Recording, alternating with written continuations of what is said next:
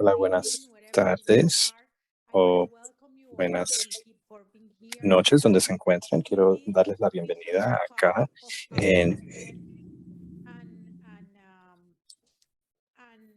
esta apertura de este evento, esta sesión de inicio de nuestro ciclo de eventos de preparación para las elecciones de medio mandato en otoño del 2022. Aparte de eso, nos encontramos aquí para empezar a aprender y desarrollar unas herramientas para identificar y combatir esta desinformación cuando nos topemos con ella o cuando hablemos con nuestros amigos, nuestros familiares o en nuestros grupos de WhatsApp, en Facebook. ¿Cómo identificamos estos videos que nos llegan de YouTube, de Facebook o estos tweets? ¿O cómo manejar esa información y cómo debemos hablar de esta información con nuestros seres queridos, con nuestros amigos o en nuestras comunidades? Como saben, es un tema de suma importancia, sobre todo en los últimos años y sobre todo aquí en Estados Unidos, sobre todo con respecto a la comunidad hispana, pero más aún aquí en la Florida, donde me encuentro y donde trabajan principalmente algunos de los panelistas, trabajando con estas organizaciones que están participando en este evento de hoy. Yo soy Ade Ferro, soy directora ejecutiva del Caucus Venezo-estadounidense y junto con Ana y su gran equipo hemos podido organizar este evento de hoy con este maravilloso panel de expertos en la materia y personas que están aquí para ayudarnos a entender y a combatir esta información. Muchísimas gracias. Voy a pasarle ahora la palabra a Hannah Watts, que nos va a dar más información acerca del evento de hoy. Gracias por estar.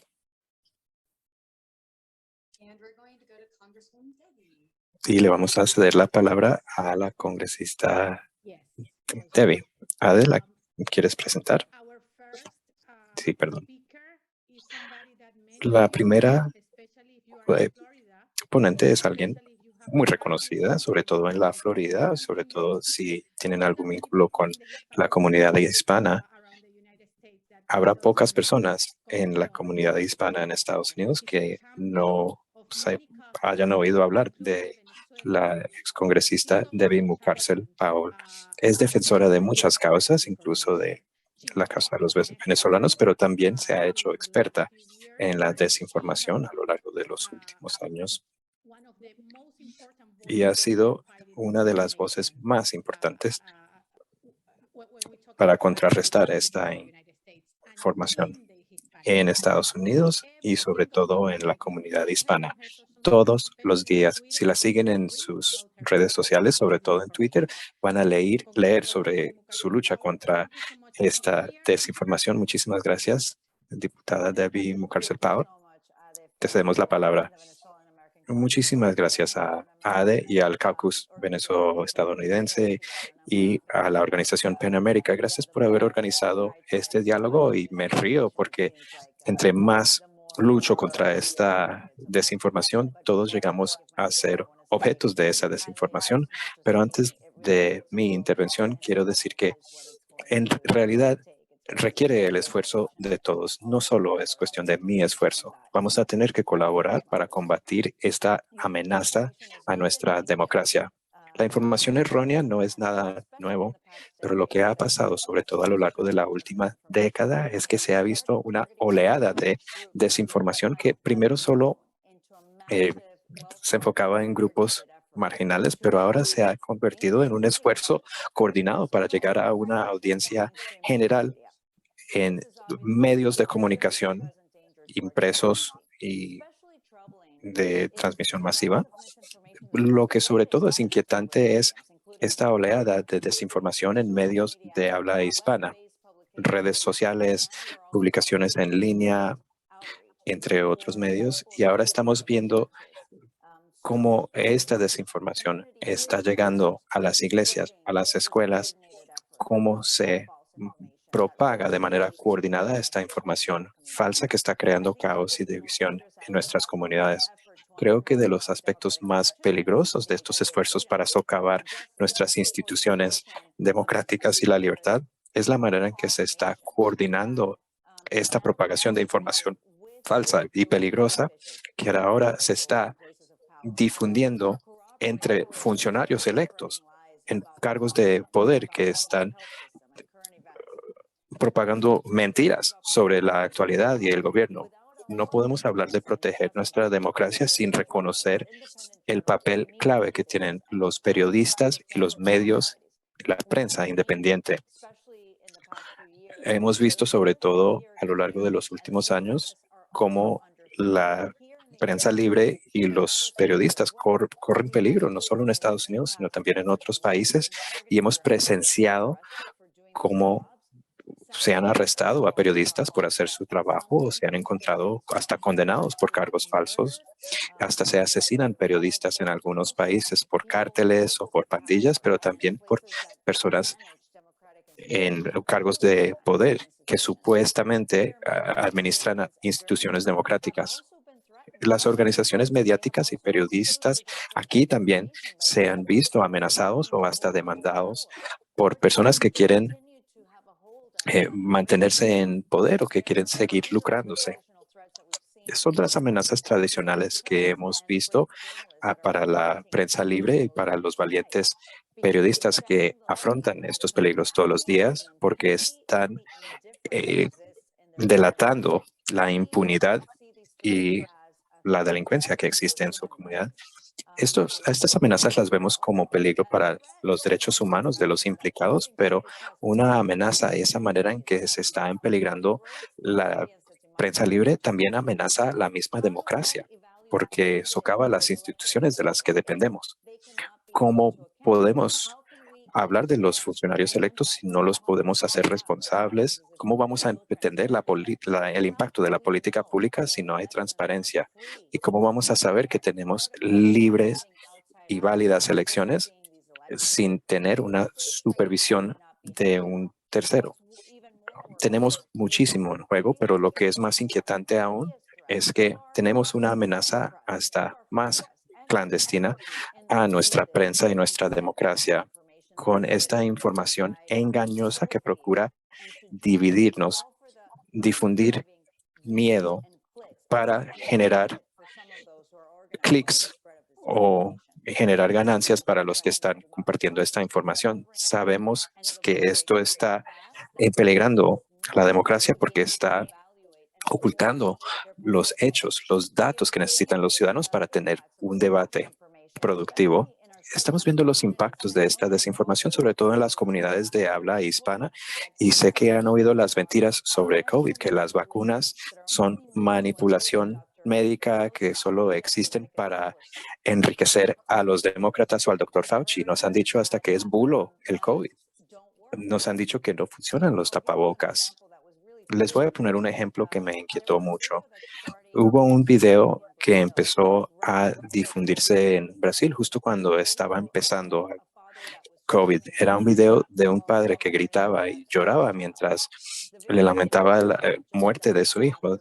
Decía el video que el niño había fallecido después de recibir la primera dosis de la vacuna contra el COVID y se notaba que sinceramente estaba eh, muy impactado el padre, pero lo que no era cierto era que este video se creó un año antes de que llegó COVID y el niño no falleció por la vacuna, sino falleció por un accidente.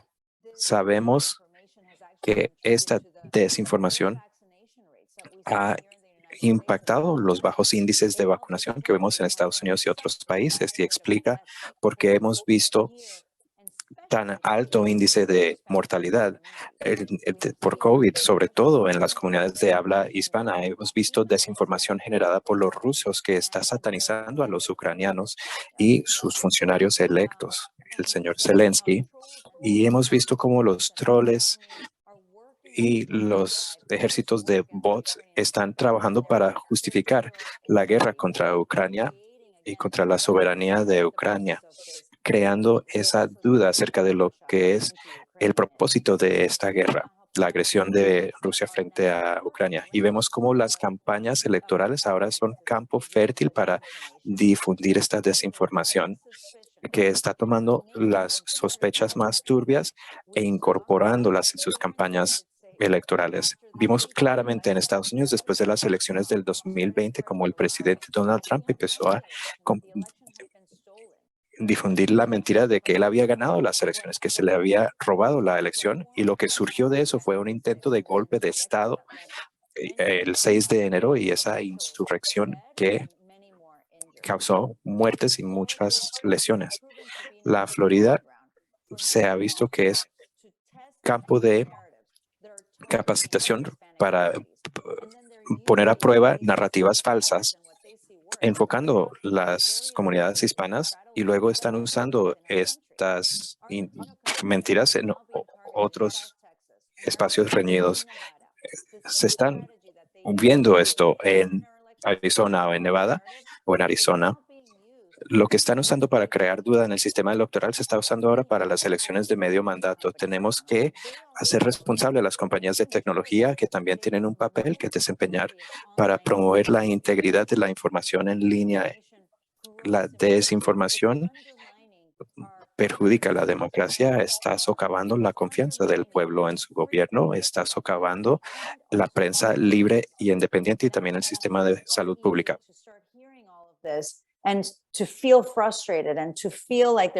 Yo sé que es fácil nomás oír eso y sentirse frustrado de que no se puede hacer nada, pero este panel que está increíble que tenemos acá va a traer un espíritu de innovación y una inspiración para poder combatir esta desinformación que vemos, para poder fortalecer los sistemas de información abierta y combatir la desinformación, la información correcta.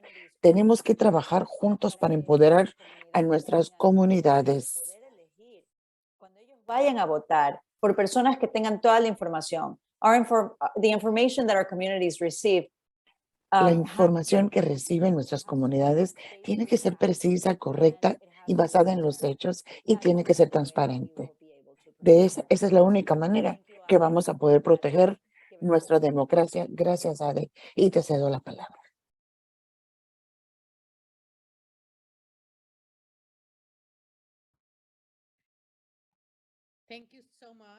Muchas gracias, congresista Debbie Murkacel Powell. A ver, lo siento, es que tuve un ataque de alergias hace poquito. Y ahora les voy a presentar a nuestro moderador. Es parte del caucus venezolano estadounidense, parte de nuestro liderazgo, José Gamboa. Pero primero les cedo la palabra a... Hola todos. Antes de lanzar la discusión y la conversación del panel, Panamérica primero va a dar un taller muy breve, y luego les voy a presentar a José, se los prometo. Bueno, aquí tengo a mi colega Priscila Salam, y antes de las presentaciones quiero decirle gracias a la congresista Debbie Murkacel Powell.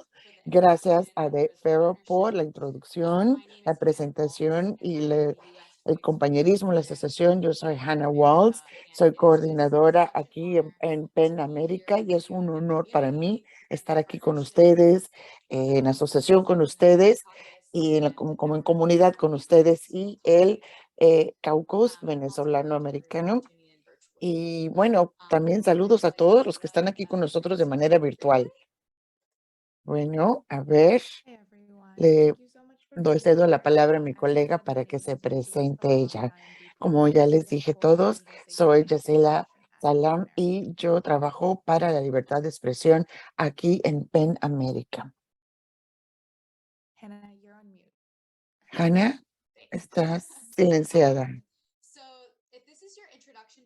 Bueno, si esta es la primera vez que conocen o lleguen a conocer PEN América, es un placer Es un placer para nosotros, estamos agradecidos para poder presentarnos a nosotros mismos, al trabajo que hacemos para el alfabetismo mediático.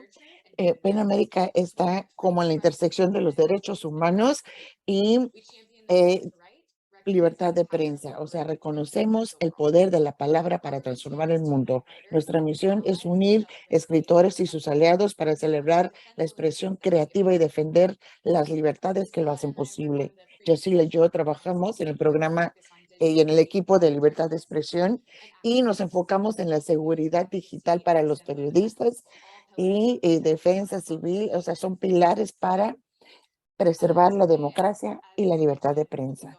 Como ya les dije, vamos a tener un taller pequeño de educación mediática, alfabetismo mediático. Vamos a tener una discusión, una plática con unos panelistas increíbles y luego vamos a tener una sesión de preguntas y respuestas con el público. Aquí en PEN América hemos estado alzando la alarma por los últimos 2 años.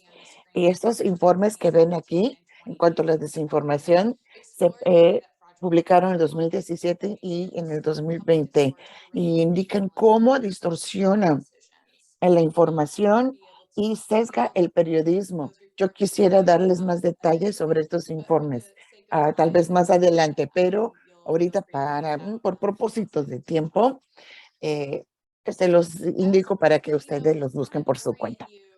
Bueno, quiero orientarlos también en el por qué estamos aquí en este espacio. Desde el 2020 hemos tomado un método muy centrado en la comunidad para tener información sobre desinformación, información falsa de las elecciones de COVID y hemos querido trabajar especialmente con comunidades de color que son los blancos de la desinformación, son los objetos de esta desinformación y también es queremos luchar contra los efectos negativos de la desinformación y queremos colaborar con los líderes comunitarios, como lo estamos haciendo aquí hoy, y queremos difundir esta palabra, este mensaje en las comunidades. Queremos ver en dónde se ve más la desinformación, por ejemplo, en elecciones muy empatadas como en Arizona o Texas. Bueno, les cedo la palabra a Yacila para que empiece con las definiciones. Bueno, queremos empezar con definiciones, aceptaciones, para poder comunicarnos bien. Para si queremos comunicarnos con las comunidades, tenemos que usar el mismo lenguaje. Ahora, la palabra desinformación se oye mucho, está muy de moda hoy, pero hay que ver cuál es la diferencia entre la desinformación y la información incorrecta o errónea. O sea, cubren un espectro muy grande de lo que está pasando aquí hoy día, en mi opinión. Y hay muchos peritos en el campo que hablan sobre esto, pero a veces estas definiciones realmente no acaparan todo lo necesario, pero es lo que tenemos. Bueno, la desinformación es información falsa que se difunde de una manera clandestina y deliberada para influir al público, la opinión del público o para tapar la verdad. La información incorrecta es información engañosa y no siempre se difunde de manera deliberada o no tiene la intención para influir las opiniones. A veces podemos ver una es intencional básicamente y la otra no. La desinformación es como una campaña que se lleva a propósito para promover información falsa, pero la información incorrecta se puede difundir por una persona por accidente o sin tener conocimiento de que lo hace, sino que la desinformación se difunde por malhechores, básicamente, que saben que es falsa la información que están difundiendo. ¿Cómo empieza este ciclo? Ya tenemos las definiciones. Vamos a ver cómo se puede usar como un arma. Este es un ejemplo cómo funciona en línea. Este es su como ciclo de vida. Se crea el contenido con intención para dañar o para persuadir al público o en error. en error es la información incorrecta, como ya les mencioné. Pero una vez que ya se difunde en línea, la gente lo comparte, puede ser, o se usa un algoritmo a propósito para que se difunda aún más rápido. Y en español, lo que pasa que no se enfrenta en español la información falsa en español con la de inglés. Tenemos estudios que determinan que no se aborda o no se corrige la información falsa en español el 70% de las veces. Aquí vemos el proceso en acción. Aquí lo que estamos viendo es un post de Estamos Unidos. O sea, están causando temor de la economía, el estado de Estados Unidos y de cómo se están diciendo falsamente que se robó la elección y que Joe Biden es un títere. Como saben ustedes, esta es una página web muy conservadora en español que usa a veces, usa este periódico para promover teorías de conspiración derechistas en inglés y en español, y promueve también información falsa de fraude electoral. Cuando se traduce esta información al español o del español, se multiplica. Cuando entra al español, se multiplica y es más difícil de detectarla y detenerla. O sea, así como dijo, o sea, se detecta mucho menos cuando hay desinformación en español que en inglés. Y queremos ver aquí, también se aprovechan de temas muy polémicos, o como el aborto, diferentes tipos de temas políticos. A ver, ahorita más adelante vamos a ver más. Estos otros temas así muy polémicos que pueden ver ejemplos de información falsa, puede ser trans o de ser indocumentado, como ya les dije, el aborto, son ejemplos de otros tipos de mensajes falsos. Entonces, ahora que ya sabemos cómo se mueve la desinformación y la información incorrecta, vamos a ver cómo hackea nuestro cerebro y cómo funciona. O sea, o sea, cómo es la psicología humana que causa que esto tenga éxito. Vamos a ver aquí en estas imágenes, ¿no? Cómo es la tormenta perfecta de cómo empieza. Primero, con un pedacito de la verdad, y estas no les voy a decir vulnerabilidades, porque tenemos estrategias para combatir eso y es muy importante para poder protegernos contra la información incorrecta. Bueno, aquí una migaja de verdad, una migaja de verdad es como se presenta. En otras palabras, alguien va a postear algo, ¿no? Y parece verdad o tiene algo de verdad, pero deletrean algo incorrecto o hacen referencias a gente creíble, pero el mensaje está distorsionado. Y luego empieza un efecto de la verdad ilusoria. O sea, ¿qué quiere decir? Mientras más nos encontramos con una cosa, más lo creemos. O sea, la repetición crea como un sentimiento visceral de que lo que estamos viendo es cierto, aunque no lo sea. O sea, lo vemos tanto que se parece a la verdad, pero es una ilusión. Y luego las emociones, porque la información incorrecta usa símbolos de urgencias como puras mayúsculas, signos de exclamación.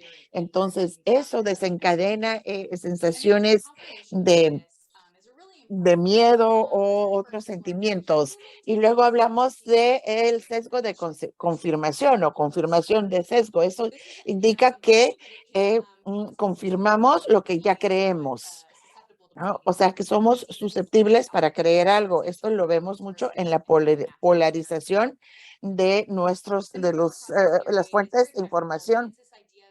la teoría del proceso doble es de que tenemos dos maneras de pensar. Es uno que es automática, que no requiere mucho esfuerzo, y el sistema 2 es un proceso más analítico que requiere más esfuerzo. Entonces, el sistema 1, el automático, pues nos sentimos más cómodos. O sea, por ejemplo, si estás viendo por tu teléfono, estás digiriendo mucha información, es así fácil. Y el componente psicológico de aquí que quiero mencionar es que los mensajeros confiados están en una posición excelente para detener la información incorrecta cuando salga. Así que si algunos de ustedes que están escuchando, pueden usar una estrategia proactiva para poder detener la narrativa engañosa, especialmente cuando se trata de elecciones, por ejemplo, o de otra. Les aliento a que tomen la oportunidad para detenerlas antes de que se difunda aún más. Bueno, y para contextualizar esto, quiero destacar que esto forma parte de este efecto dominó que tocaba la confianza. La diseminación de esta desinformación perjudica la participación cívica y, por lo tanto, se crea intolerancia y se forman opiniones sin fundamento en los hechos. Y sabemos que ciertos actores aprovechan de eso y quieren profundizar estas divisiones o esta desconfianza para dificultar el mismo voto, entre otras formas de participación cívica para perpetuar estas inequidades que afectan más a las comunidades LGBTQ, comunidades de discapacitados o comunidades de color. Lo que hace es perpetuar la inequidad, para eso que lo hacen. Entonces vamos a considerar ahora soluciones. Shasila. Thanks, Hannah. So let's talk about how we can Sí. work towards mitigating this. Oh, I don't know. A ver cómo podemos atenuar o mitigar esto. It's important to think about this in terms of empowerment, and these are strategies that we have Es importante ver esto en términos del empoderamiento y espero que puedan usar en sus comunidades estas estrategias, porque ustedes son mensajeros de confianza. Así es que se puede frenar la información errónea y la desinformación. Cuando hablamos de ser un recurso para frenar esta desinformación, es como ser un pare para parar la desinformación o desviar a las personas hacia información fiable. Puede que sea difícil emprender una conversación sobre lo que es información falsa y lo que no lo es, sobre todo cuando dos personas no tienen el mismo concepto de los hechos. Pero sí es importante buscar estos intercambios para contrarrestar la desinformación. Aquí les tenemos unas sugerencias que hemos esbozado para ayudarles en este esfuerzo. La primera sugerencia es, antes de abordar a alguien que creen que ha compartido información errónea o desinformación, compruebe de que la información en cuestión sí de verdad es falsa, aposta. Antes de abordar a esta persona, deben ustedes verificar directamente los datos. Lo pueden hacer considerando la fuente de la información o de la nota. Se llama esto lectura lateral, que es pasar por Google cualquier cosa que se dice y junto con la palabra bulo o falso, y así podrán ver qué está diciendo, qué están diciendo los demás sobre este dato, y también pueden buscar páginas desconocidas a ver si es una fuente fidedigna o qué otros reportajes aparecen ahí. También deben tener autodominio a la hora de cliquear, porque muchas veces desinformación se repite entre los resultados de Google. Tomen un momento a ver si hay resultados en esa página de Google que vienen de fuentes más fiables o que tienen información más exacta. Elaborar respuestas deliberadas puede ser algo que se puede hacer de antemano. Pueden citar fuentes creíbles o citar otras personas de confianza en la comunidad. Y ustedes mismos también pueden ser una fuente fiable de información en la comunidad. Y el segundo punto es siempre tomar en cuenta la perspectiva de los demás y los factores que podrían definir sus creencias. Hemos hablado de estos factores psicológicos. Es bueno tener eso en cuenta cuando están hablando con alguien. Si les mandan un mensaje directo a alguien sobre una publicación falsa en las redes, puede que sea difícil, pero procuren usar un tono de apoyo o positivo, si no pueden alienar a la persona o hacer que se cierren ante esta información que les quieren compartir. Si quieren corregir algo en las redes, sería mejor mandar un mensaje directo en vez de comentar la misma publicación en un espacio público. Pero como los aborden, háganlo con compasión.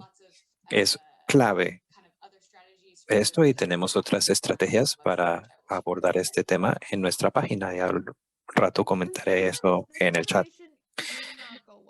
Y a veces puede que no vaya bien esa conversación. Su familiar o amigo o amiga puede que se ponga defensivo o defensiva cuando les quiera compartir esta verificación de datos y puede que no vaya por buen rumbo la conversación. Si van por ese camino, hay que recordar que es difícil cambiar las actitudes y a veces las personas no aceptan bien ser corregidos.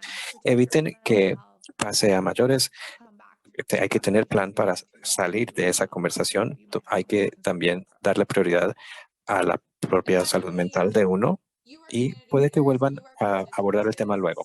Ustedes son líderes en la comunidad, son fuentes fiables, entonces pueden ser un poderoso recurso para los demás y así pueden destacar información fiable y creíble. Nos gusta poner esto como punto conclusivo porque ustedes son los líderes, conocen mejor a su gente. Parte de ese mensaje implica resaltar los medios comunitarios. Puede ser cualquier tipo de medio, pero son fuentes fiables que citan distintas perspectivas, que se corrigen cuando se equivocan, que usan robusta verificación de datos, que son otros puntos que se ven en el periodismo ético, pero sí quiero destacar que parte de nuestra estrategia frente al alfabetismo mediático aquí en Penamérica tiene que ver con crear una relación estrecha con medios de comunicación comunitarios. No solo ayuda a cerrar estos vacíos de información, pero también son fuentes más que tienen más confianza que los medios nacionales. Sabemos que aquí es clave la confianza y tenemos que apostar a la confianza que tienen las comunidades en sus medios que tienen voces locales para contrarrestar la desinformación. Entonces, deben llegar a entender bien qué son los medios de confianza en cualquier comunidad. Y yo sé que como hay tantos líderes comunitarios en esta llamada, quería tocar el tema de cómo se puede elaborar un mensaje en la comunidad y unas de las pautas que seguimos. Empezar con valores compartidos, hay que resaltar fuentes fiables, también subrayar las fuentes que le dan el debido protagonismo a esta cultura y evitar contenido polarizante. También hay que recordar que el alfabetismo mediático empodera a la gente. A veces se habla de alfabetismo mediático y ya pasan a pensar en otra cosa, pero no se tiene que decir así. Se puede decir informarse bien, empoderarse. Se le puede decir como quieran con tal de que puedan comunicar esa idea de que ser buen ciudadano digital, entre comillas, y ni tiene que ser digital, pero ser persona que busca información creíble puede ser una manera que empodera a esta persona en su vida.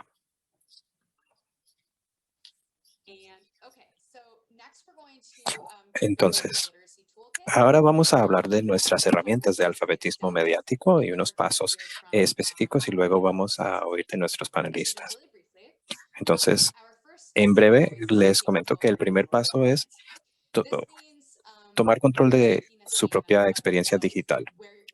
O sea, escanear de dónde están consiguiendo su información y cómo. Los usuarios digitales deben reconocer y frenar sus reacciones emocionales para tener ese escepticismo que se necesita y también requiere iniciativa. para ir curando sus propias redes sociales. Les recuerdo que no hace falta sermonear demasiado, pero es buen recordatorio estar consciente de lo que está llegando en las redes. Y según hay que cuestionar sus reacciones. Medios de desinformación, cuando hablamos de cómo la desinformación ataca los cerebros, dependen de la participación, que las personas le den me gusta o que compartan una nota. Si está provocando o mucho miedo o mucho coraje, o algún reportaje, está bien cuestionar lo que se está viendo antes de tomar esa carnada. Y también tenemos que recordar los efectos del sesgo de confirmación, y ya se le va a tomar los próximos puntos. Y el tercer paso es distinguir entre una nota de noticias o de opinión. Hay que poder evaluar distintos medios y distintas clases de contenido, que tiene que ver con entender cómo se crean los reportajes. A veces se ve fácilmente, se dirá hasta en el rubro opinión, o que puede que vea al fondo, al calce. Así que es más difícil distinguir si se trata de un reportaje fáctico o una nota de opinión. Y también hay que verificar la fuente. Hay malos actores que crean medios inventados, pero que suenan reales.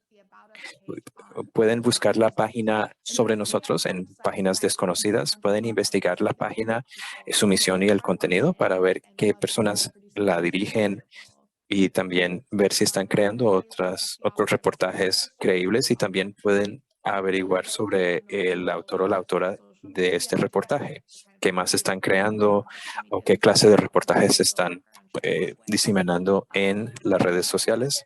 Y así pueden hacer un tipo de revisión de antecedentes, y también pueden verificar la fecha, porque republicar un reportaje viejo puede engañar a las personas. Y lo último, cuando están haciendo verificación de datos antes de compartir, y si no saben si es cierta una historia, pueden pasar por el buscador Google el titular junto con la palabra bulo falso.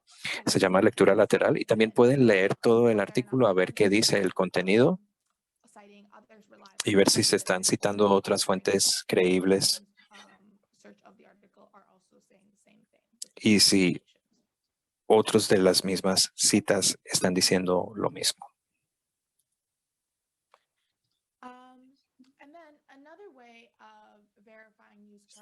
Otra manera de verificar la cobertura noticiosa en las búsquedas es hacer una búsqueda inversa de la imagen. Si algo se está compartiendo en WhatsApp, si la foto es el mayor elemento de prueba, se puede hacer haciéndole clic derecho en la imagen, y luego verán una opción para hacer búsqueda inversa, y es genial porque se puede hacer en distintos motores de búsqueda.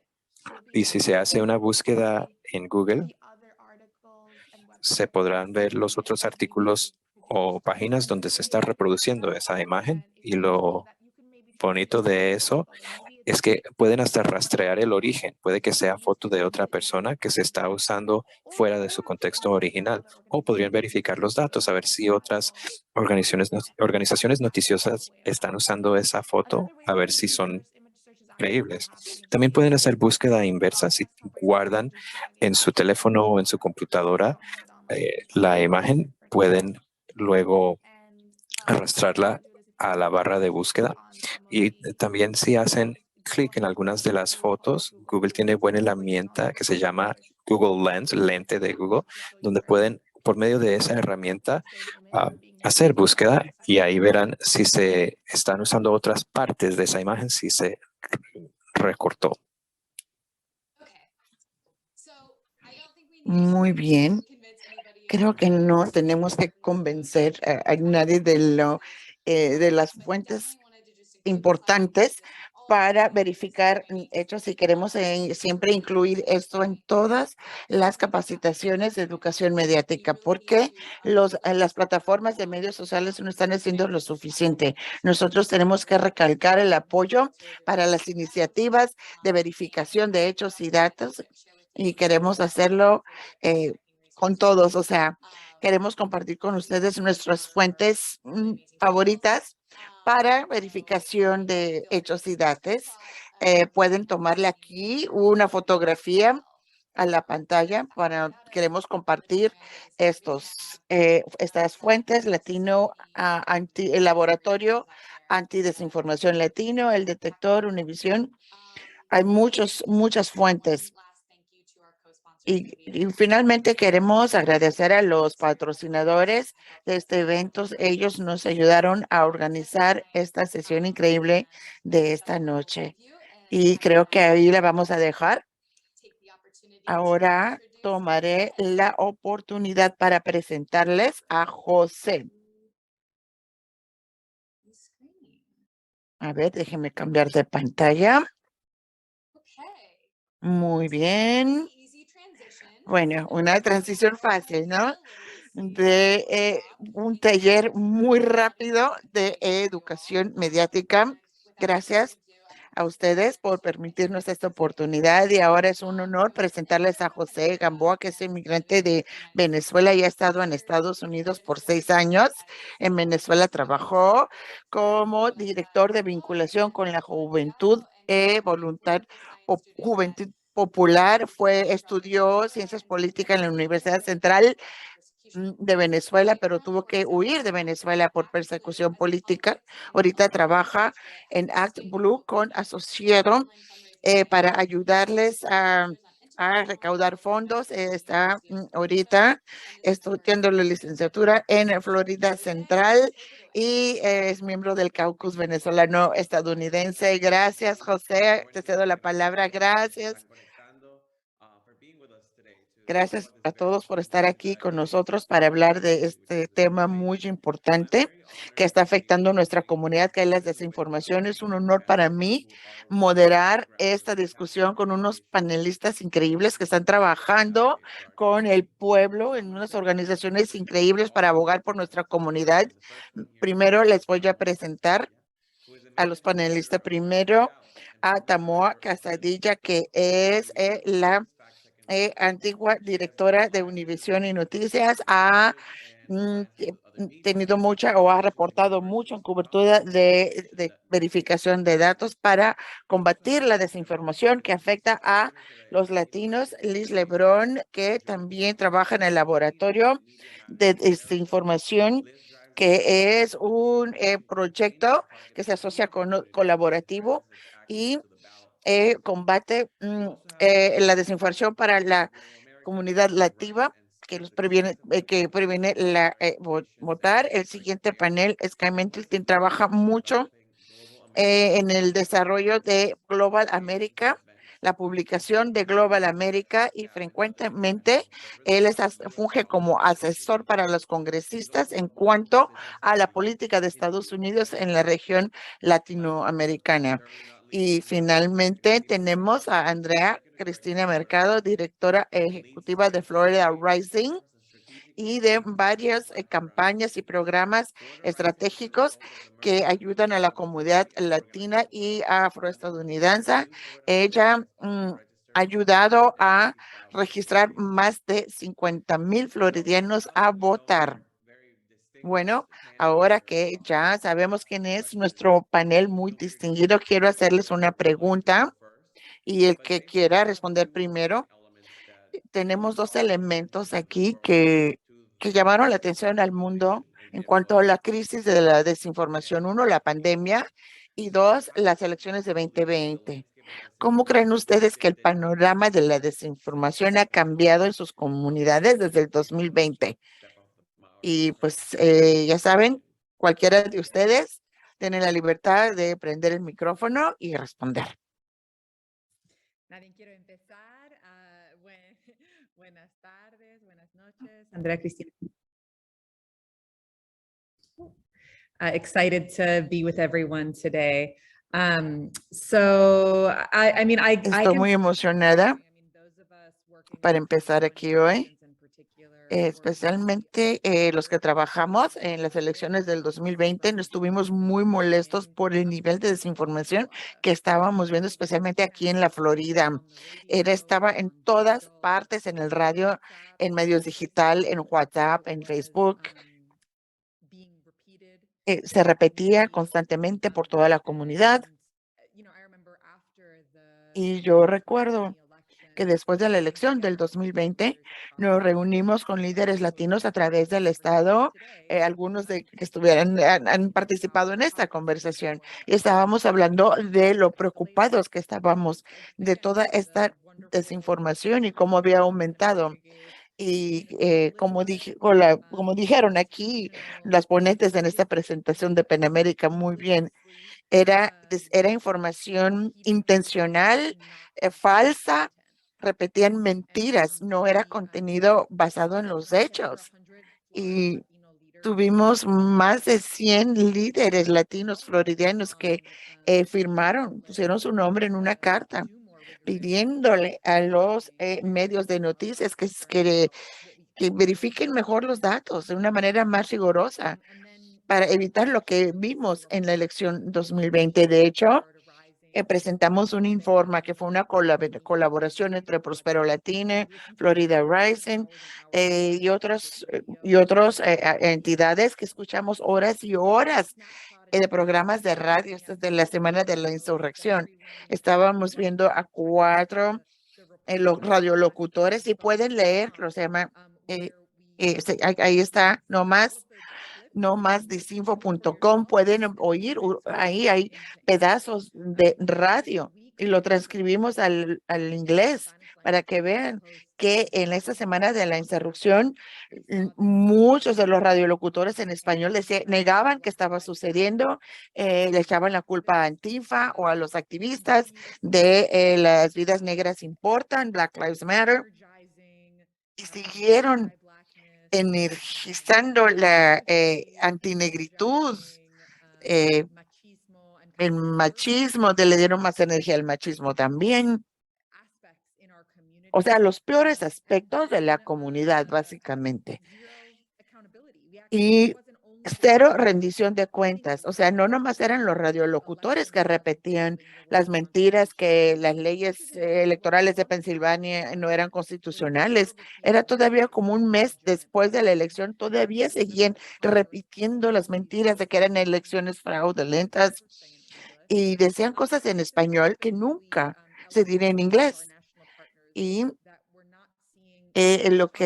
o sea, hay contenido en español que no se analiza como se analiza el contenido en inglés, ya sea en la radio o en los medios digitales. Y pues ya voy a detenerme aquí, pero sí me da mucha esperanza cómo los organizadores a través del Estado han tomado la iniciativa para crear nuestro propio contenido, porque no nomás es estudiar la desinformación y la información correcta y que rindan cuentas.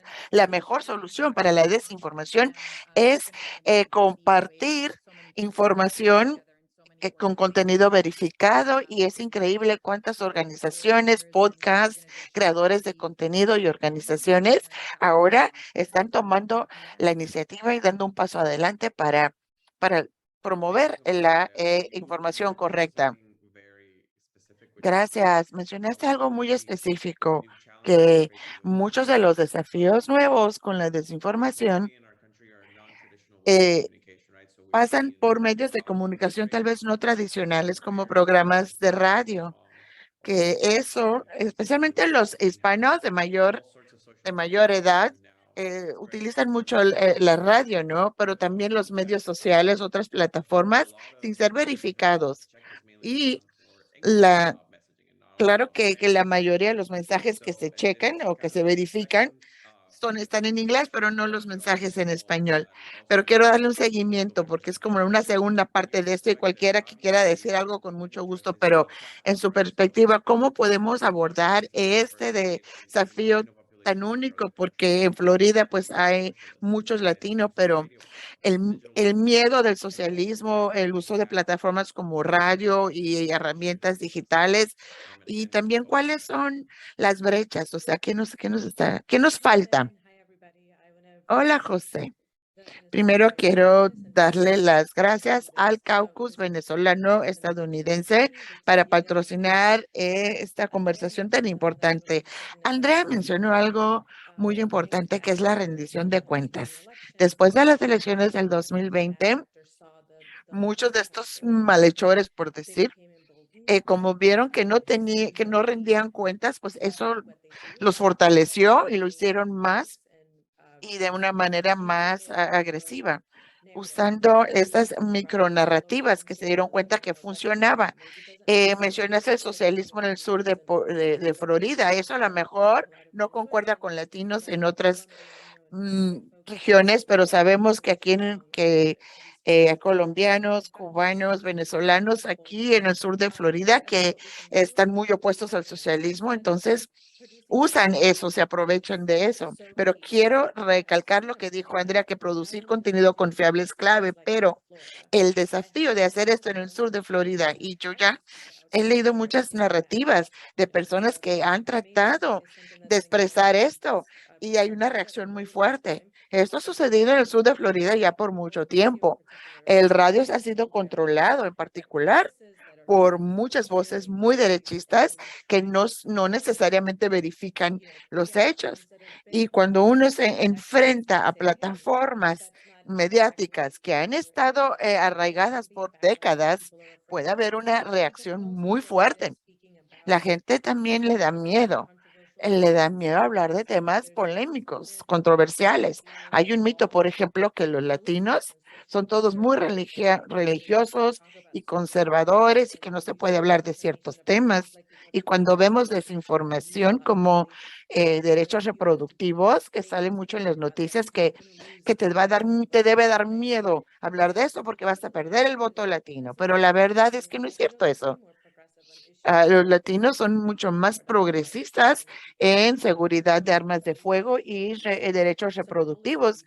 Mañana van a ver unos resultados de encuestas que Voto Latino hizo, que indican que hay apoyo, una cantidad de apoyo para esos temas. Pero para contrarrestar la desinformación, creo que hay líderes en la comunidad que son mensajeros y tienen voces fuertes, pero ellos mismos se retienen porque no quieren la reacción que van a recibir, porque estos medios han estado promulgando la falsa información por muchísimo tiempo.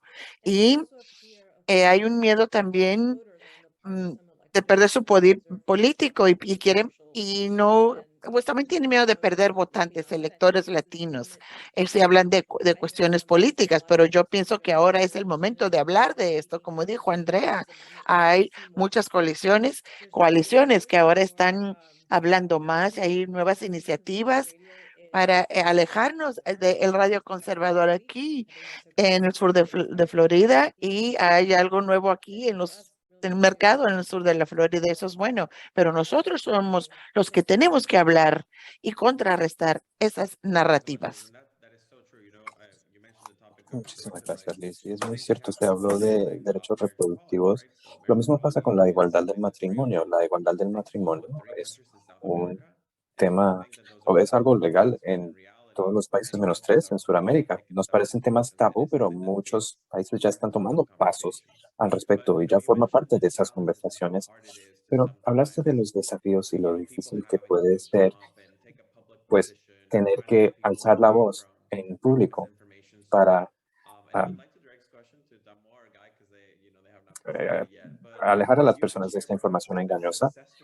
Pido una historia de éxito cuando se ha logrado que un individuo o que un grupo de una comunidad salga de esta información eh, engañosa. Muchísimas gracias por recibirme. Qué gusto conocerlos y a ti, José, paisano venezolano también. We created Fact Chequeado just to fight, ¿no? To fight Creamos fact-chequeado la página para trabajar en conjunto para combatir esta información errónea y desinformación que tiene como su objeto la población latina. Dirigí Univision Noticias, la primera plataforma de verificación de datos en Estados Unidos, pero se nos hacía que no era suficiente que cada medio hiciera eso con su propio público. Creamos esta plataforma con las redes sociales, pero el objetivo principal era encontrar otras personas que se interesan en este tema. Las personas que están difundiendo esta información falsa en la tele o en las redes sociales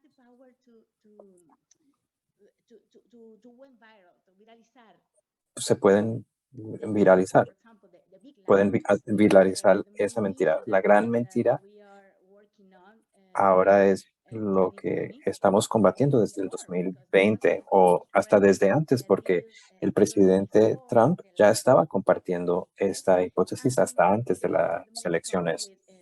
Pero entre los hispanos en la plataforma, el problema principal es algo que creo que ya comentaron, que Facebook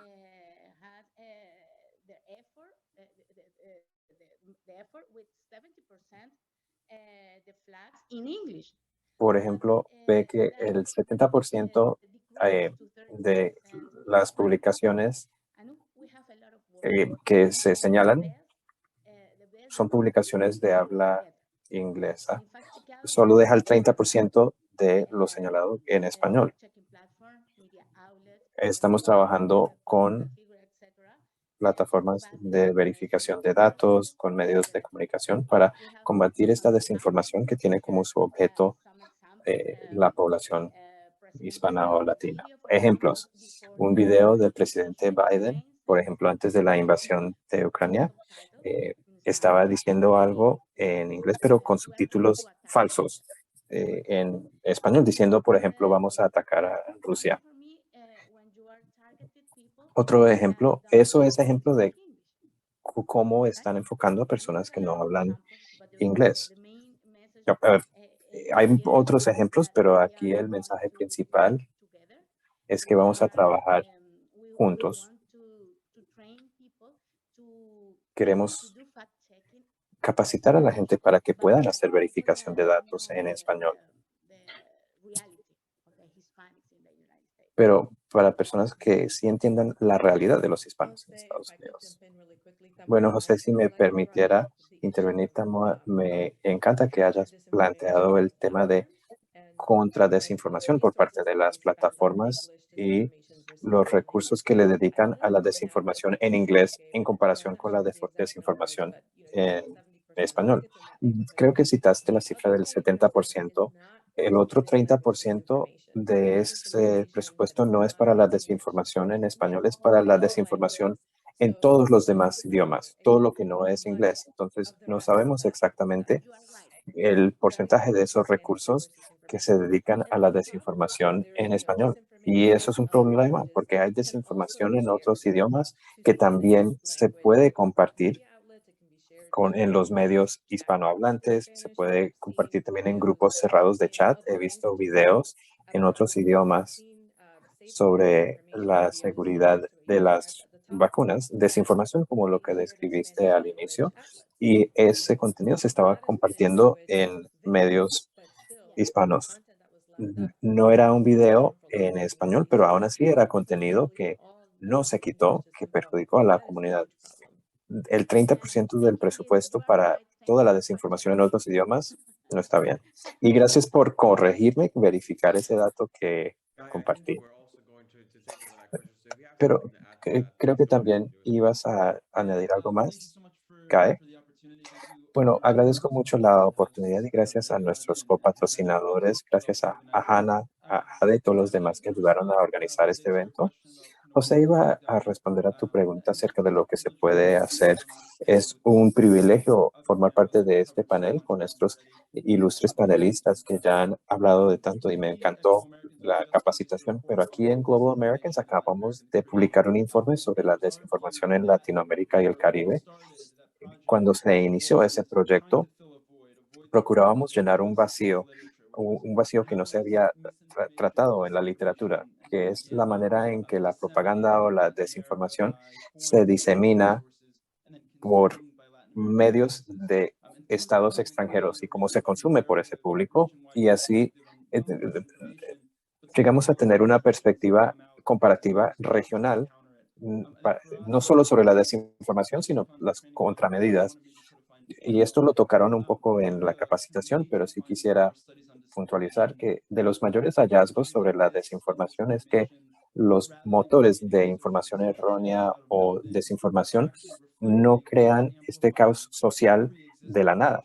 Están subrayando y destacando fisuras existentes. Ahí vemos cómo tiene impacto en la política pública esta desinformación y vemos un efecto en paralelo. A medida que nos polarizamos más y caemos en este tribalismo, por lo tanto, nos encontramos más vulnerables ante esta desinformación o información errónea. Y sin duda se ha visto esta oleada que describió la congresista de información errónea o desinformación. Y en nuestro trabajo se ha visto agudizar esto en la pandemia, que hubo este aumento de desinformación sobre el uso de remedios sin apoyo empírico. Y el efecto de estas campañas a veces se puede medir hasta en la cantidad de bajas provocadas. Y se ve que se disemina esto en medios convencionales como televisión y la radio, y eso está fomentando este escepticismo frente a las vacunas, que eran la mejor oportunidad que teníamos para contrarrestar la pandemia. El objetivo de la desinformación ampliamente es crear desconfianza o escepticismo de manera que resalte desconfianza o fisuras existentes sobre las instituciones democráticas. Pues hablando de lo que se puede contrarrestar, mucho lo ocurrieron en la capacitación, pero según nuestros estudios o investigaciones, se han visto proyectos de ley o legislación que tienen como su objetivo frenar la desinformación. En Brasil se llama el proyecto de ley de transparencia, alias la ley de noticias falsas, que se creó para frenar la diseminación de noticias falsas, responsabilizando a las plataformas por viralizar este contenido, y también creó un cierto consejo y, claro, acarrea problemas en cuanto a la libertad de expresión, y hemos visto que otros países buscan penalizar la diseminación. Se han visto borrar desde propuestas en Chile, Colombia, Ecuador. En total, 17 países han promulgado algún tipo de reglamento sobre la desinformación, sobre todo durante la pandemia. Pero en cuanto a lo que podemos hacer, cuando hablamos de mi organización Global Americans con los periodistas o con activistas, lo que destacamos nosotros es nombrar a la persona y causarles vergüenza. No solo señalar la información errónea, sino señalar a las figuras que se están beneficiando de esa desinformación. Tenemos que hacer que acarree mayor costo esa inacción, y requerirá un esfuerzo a nivel de toda la sociedad, de grupos de estudio y también esfuerzos de base, porque el objetivo de las campañas de desinformación no es necesariamente impulsar cierta narrativa, muchas veces lo es, pero otro objetivo es inundar el sistema con semejante cantidad de información que ya uno no sabe en quién más confiar. Por lo tanto, estos líderes comunitarios tienen que señalar los hechos, la verdad, y destacar esa realidad. Debemos invertir en estos actores de sociedad civil que están haciendo precisamente eso. Y cuando hablamos con los formuladores de política pública en Estados Unidos, muchas veces hablamos de la creación de directores de desinformación en instituciones educativas. decir que tenemos que invertir en la próxima generación de estudiosos, periodistas, personas que en tiempo real pueden contrarrestar estos esfuerzos de desinformación, pero eso requiere aunar esfuerzos y recursos entre los actores que aquí tenemos convocados. Es un primer paso importante, pero sí quiero señalar que es un primer paso y ojalá sigan muchos más. Gracias, Guy. Son buenos puntos y quiero recordar a todos entre nuestra audiencia que pueden usar la función de preguntas y respuestas aquí en el chat de Zoom para publicar sus propias preguntas y si nos permite, si no alcance el tiempo, vamos a hablar de eso.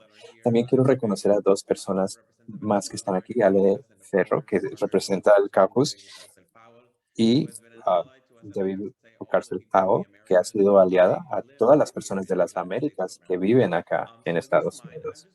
Entonces, si les parece bien, los quiero incorporar aquí a nuestro panel con pequeñas preguntas acerca de sus perspectivas, sus experiencias. Y quisiera empezar primero con la congresista. Durante su mandato, ¿qué fue su percepción de cómo se estaba presentando la información errónea hasta en la misma Cámara de Diputados o entre sus votantes? Le llegaban preguntas raras, mensajes raros de los que abordaban a su despacho. Muy buena pregunta, José, porque recuerdo que estaba en el Comité Judicial del Congreso y teníamos audiencias sobre la violencia con armas o reformas judiciales o DACA, crear un camino a la ciudadanía para los soñadores. Y me sorprendía muchísimo la cantidad de mentiras que salían de los congresistas del otro partido, de los republicanos. No entendía cómo un diputado en ejercicio que formara parte de este comité podría echar esas mentiras, diciendo que son violadores o delincuentes todos los inmigrantes, por ejemplo, o decir, citar la palabra de Dios de manera sumamente engañosa, inventándose información falsa. Y si recuerdan la polémica de Benghazi en torno a Hillary Clinton, seguían hablando de esa mentira. Tuvo ella 11 horas de audiencias y nunca la encontraron responsable. Para mí fue increíble. Pero como decía Guy, se presentó la oportunidad para promover estas mentiras y desinformación durante COVID, porque las personas estaban más aisladas, estaban en casa, pegados al teléfono, al chat de WhatsApp por las noticias. Entonces se presentó esta oportunidad para aprovechar de este aislamiento y los miedos de las personas y funcionó. Creo que en cierto sentido era la tormenta perfecta de una presidencia muy difícil durante la época de Trump y sumamos a eso una devastadora pandemia y también alianzas entre actores extranjeros que saben sembrar esta desconfianza, este caos. Entonces, así vimos este crecimiento de la información errónea. Y a mí me quedó mucho más claro cuando empecé a hacer campaña de puerta a puerta, pues pasábamos todos por la pandemia, lo quería hacer con las medidas necesarias de seguridad, pero era importante hablar con los de mi distrito. Y yo sí noté las mismas personas que había abordado meses antes, noté un cambio y se sentía allí en el terreno, y no sé si están de acuerdo los demás panelistas, pero se sentía la negatividad, la desconfianza. O sea, no podría ser cierto lo que uno les dijera. Ese es el propósito de la desinformación, sembrar desconfianza para que los ciudadanos se nieguen o a participar en la vida cívica del país, para que sigan aprovechando de ese derecho, por ejemplo, a participar en las elecciones o para que voten por el partido equivocado por haber recibido información falsa. Y empecé a ver toda la información que estaba surgiendo o por las emisoras hispanohablantes acá o lo que se incluyó en el Nuevo Herald que le presenté a mi equipo. Y luego descubrimos que era un anuncio que se había incluido en ese periódico por 6 meses antes de la elección, ah, difundiendo mentiras, hasta insultos racistas, mentiras sobre las elecciones. Pero lo que me resultó increíble fue que después de las elecciones, después de la victoria de Biden en las elecciones y después de la insurrección del 6 de enero, no solo hemos visto la continuación de esta desinformación, sino que hemos visto que funcionarios electos son a veces los que empiezan a difundir estas mentiras, mentiras que están perjudicando a nuestras comunidades, porque dejemos a un lado la política, porque he visto que se propagan información errónea por demócratas, no por funcionarios electos, pero por personas de la extrema izquierda, también lo he visto, pero es mucho más común entre los funcionarios republicanos, los medios de derecha, y es por eso que tenemos que asegurarnos de que las informaciones tengan información fáctica para poder decidir por su propia cuenta, para tener los hechos, y cuando tienen esos hechos, casi siempre le dan la razón al partido que está luchando por la democracia, el partido que está luchando por proteger al pueblo, y es el Partido Demócrata. Gracias, muchas gracias, congresistas. Son puntos muy importantes. De hecho, es lucrativo políticamente el propagar la desinformación y las mentiras porque afecta cómo la gente vota. Nosotros que trabajamos en el caucus venezolanos y vemos cómo la desinformación o sea, se usan como objeto las comunidades latinas y ahí los usan como blancos para la desinformación. Así que hay que nosotros difundir el mensaje eh, para combatir eso. ¿Y cómo lo hacemos? Pero cómo hacemos eso? ¿Cómo combatimos la desinformación, la mala información en nuestra comunidad? Gracias. Creo que los factores claves o un factor clave es buscar las plataformas correctas, especialmente al principio, porque estábamos en medio de la tormenta de locura. O sea, así lo recuerdo yo. Era todo loco. Y llegó un momento, para mí, personalmente, yo recibí amenazas de muerte, pero eso ya pasó, quedó en el pasado. Yo sé que muchos de ustedes que están aquí viendo esto o lo van a ver en el futuro, ya saben de los ejemplos específicos de que les ayuda a saber cómo lidiar con esto. Hay un dato muy doloroso que fue la consecuencia de todo lo que pasó en esta maquinaria de desinformación, que es la información con malicia, la información incorrecta con malicia, con dolo. Eso ha evolucionado. Estoy hablando, por ejemplo, con Uvalde. Después de los disparos en Uvalde, inmediatamente, en menos de 24 horas, ya había una imagen de un joven transgénero que lo usaron para identificar al el que disparó, pero no era. O sea, este chico o chica tuvo que decir, no usen mis fotos. Yo también recibí esas fotos por WhatsApp.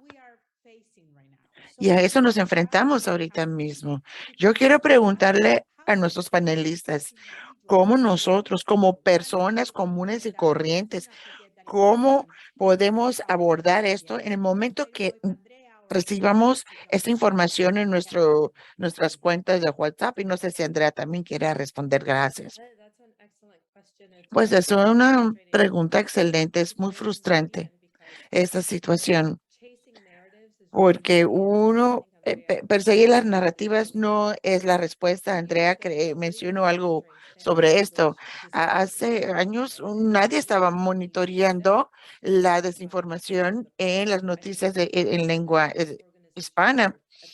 Y ahora, siquiera por lo menos ahora hay organizaciones que están identificando la desinformación o la información correcta. Perseguir narrativos falsos que te lleva a un callejón sin salida. Lo que tenemos que hacer es crear espacios donde puede existir la verdad para que la gente pueda encontrar la información correcta.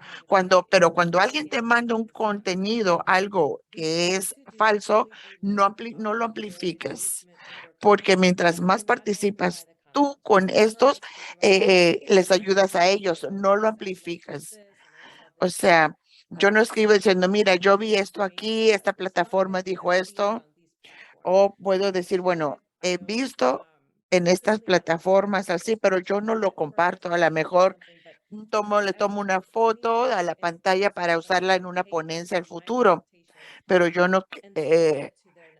pero no quiero que alguien lo tome de mi presentación y lo difunda por sus plataformas tampoco.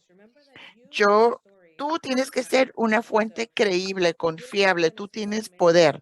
Tú eres el caucus venezolano estadounidense. Hay mucha gente que sigue tu organización, que son de Venezuela, que tienen experiencia directa con gobiernos izquierdistas que son autoritarios, que han causado mucho daño a tu país, a la gente de ustedes, a sus familias. Y, o sea, si dicen, mira, que este es socialista o algo, tú directamente respóndeles. Mira, sabes que yo soy de ahí y yo sé, mira, yo veo a Luis, hola, mira, puedes decir, mira, a mí me amenazaron físicamente o mi negocio fue dañado, los chavistas, la policía confiscaron esto de mi negocio.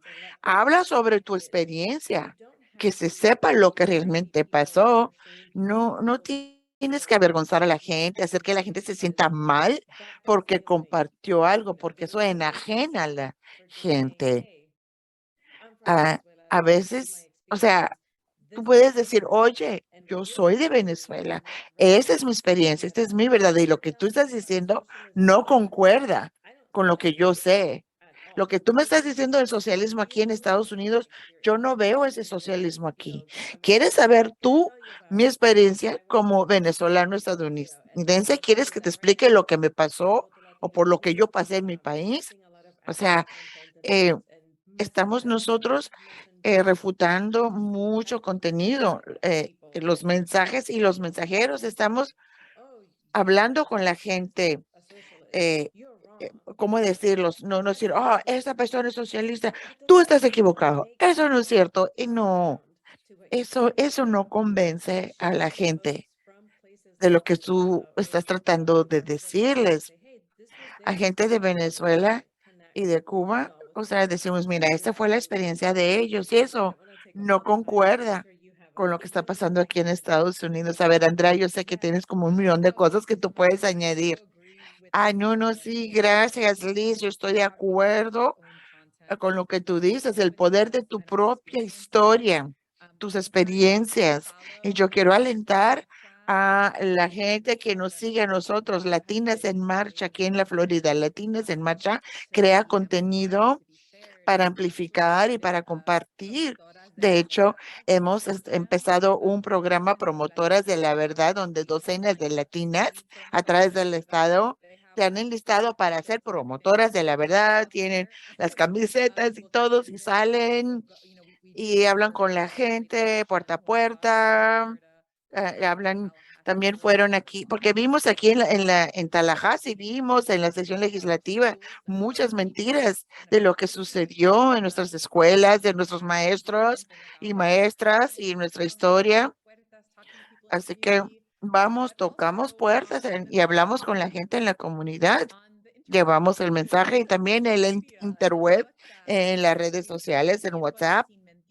Empezamos miércoles sin mentiras. Cada miércoles las promotoras tienen muestras de contenido a compartir como embajadoras. Ellos comparten en WhatsApp o en los chats a los cuales ellas pertenezcan, Facebook, lo que sea. Eso es importante para nosotros, para crear una nueva coalición mayoritaria, para compartir información, por ejemplo, con gente afrodescendiente, con gente joven, con gente LGBTQ.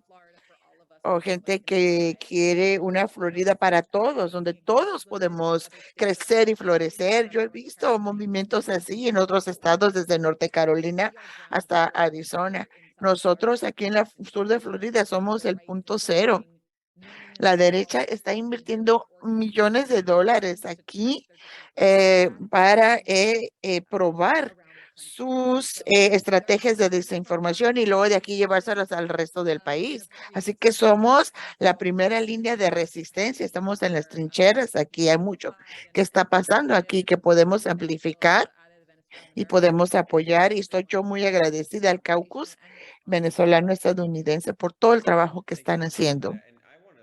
Muchas gracias, Andrea. Yo también quiero alentar a todos que estas organizaciones que están aquí, síganlas. Estas organizaciones que estamos mencionando, síganlos en los medios sociales para que ustedes tengan acceso a esos recursos que tienen ellos. Así que panelistas, por favor, en el chat, pongan el nombre de la organización ahí en el chat para que todos puedan seguirlos. Eso sería muy buen servicio para todos. Quisiera tomar un momento antes de cerrar aquí las preguntas del panel para empezar a recibir preguntas del público. He visto aquí una pregunta en el chat que dice, ¿qué podemos hacer de palabras claves o como que hablan en código derechista? O sea, cuando vemos o cuando vemos patrones de medios sociales que cambian, tal vez sea por el Partido Republicano o otros extremistas, o cualquiera que pueda contestar. Yo puedo hablar, pues no sé si es exactamente lo que quiere el que hizo esta pregunta, pero sí, no, nosotros tenemos autoridad de nuestras historias y para combatir la desinformación, no importa qué tan extrema sea, si uno cuenta su historia, esa es una muy buena respuesta. Porque hemos visto cómo en los últimos años hemos visto mucha información correcta o desinformación. Esto no es nuevo, pero ha aumentado muchísimo. Y vemos los temas recurrentes que el Partido Socialista de Nicolás Maduro está en una conspiración con el candidato X, ¿no? O que o también hablan de revoluciones políticas, que cierto grupo racial va a empezar una revolución o que George Soros controla las elecciones o todos estos mensajes de fraude electoral y luego mostrar a los izquierdistas como anarquistas o comunistas o algo así. Esas narrativas, o sea, nosotros tenemos que crear un narrativo nuestro también, incorporar tu historia, tus experiencias y decir por qué tú piensas como tú piensas, por qué votas como tú votas. Hay que invertir en los medios independientes también, hay que invertir en los actores de la sociedad civil que están recalcando la verdad y también mensajes proactivos para no estar siempre nosotros a la defensiva. No soy esto, no soy lo otro, pero decir, pero lo que sí soy es esto, lo que sí creo es esto y por eso yo creo en X política. O sea, hay que tener más esfuerzos políticos, especialmente para las comunidades migrantes que normalmente no forman parte de las estructuras, los poderes estructurales tradicionales. Y yo sé que ellos a veces tienen experiencia en regímenes autoritarios en sus países y vienen a Estados Unidos y creen que están a salvo de que no vuelva a pasar, pero yo creo que las historias de ellos conmueven mucho y sabemos eso. Entonces hay que desarrollar puntos proactivos. Eso es esencial. Gracias, Guy. Se nos está acabando el tiempo, pero si pueden darnos más respuestas muy pequeñas para estas dos preguntas, porque se me hacen importantes. En el proceso de verificar datos o buscar información creídas, nos ponemos en riesgo a ser también víctimas de información falsa también. O sea, ¿cuál es el punto en medio para esto? O sea, es que sea breve. A ver, yo veo que estás alzando la mano. Síguele. Bueno, cuando estamos haciendo la verificación de datos y hechos, ay, no se le oye. Tu video y tu sonido, algo, perdimos a Tamoa. No, ya volvió. Ahora sí me pueden ver, ahí lo siento. Sí, te podemos ver. Bueno, lo que estaba diciendo yo, que que en el proceso de verificar datos, tienes que estar consciente de que no nomás se trata de que es verdadero y que es falso. Hay que usar eh, etiqueta, ver estas etiquetas como no evidencias. O sea, tenemos que decir nosotros aquí no hay pruebas, no hay evidencia. No nomás se trata que esto es verdadero, esto es falso. A veces recibimos contenido que es engañoso o una imagen que es auténtica, es veraz, pero tiene que ver con otra cosa, otro país o otro momento. Entonces, así es como hay que hacer la verificación de datos. Gracias, Tamoa. Y última pregunta, a ver, Liz, ya hablaste tú un poquito y alguien más también habló de esto, pero dice aquí, ¿cómo podemos ayudar a la gente que es intimidada por acoso local? Porque trataron de combatir la desinformación o la información incorrecta. Bueno, si uno se siente intimidado, no participes con ellos, como dijo Liz. Busca maneras de que tú puedes amplificar el contenido basado en los hechos y los datos, aunque no tengas 10,000 seguidores y no más tengas 100. ¿Cómo puedes tú recalcar el contenido basado en datos a tus amigos, a tu familia, en tu esfera de influencia, en el WhatsApp a cual tú pertenezcas? ¿Cómo ayudas a que la gente, a señalarle a la gente a ver el contenido correcto? O sea, cada quien pone su granito de arena. Así pasa cuando uno quiere organizar movimientos populares. Y a lo mejor no es en los medios sociales, a lo mejor quieres ser voluntario con una organización mediática o quieres donar a alguna organización que haga buen trabajo, en tu opinión.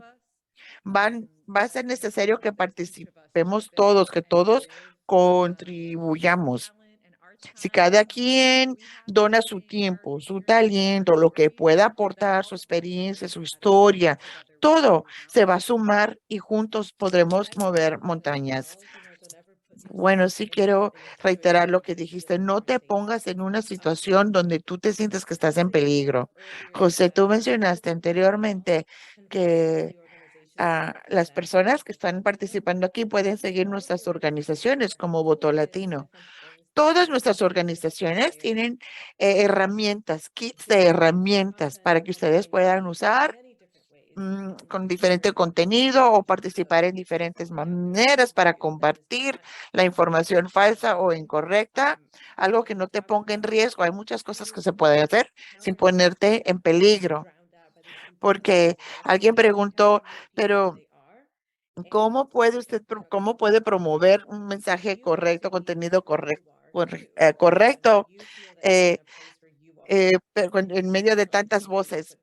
Pero sigan nuestras organizaciones, tienen su voz, pongan de su parte lo que puedan hacer. Y necesitamos ayuda en nuestras organizaciones, así que, pues gracias. A ver, Hannah aquí puso muchos recursos aquí en el chat.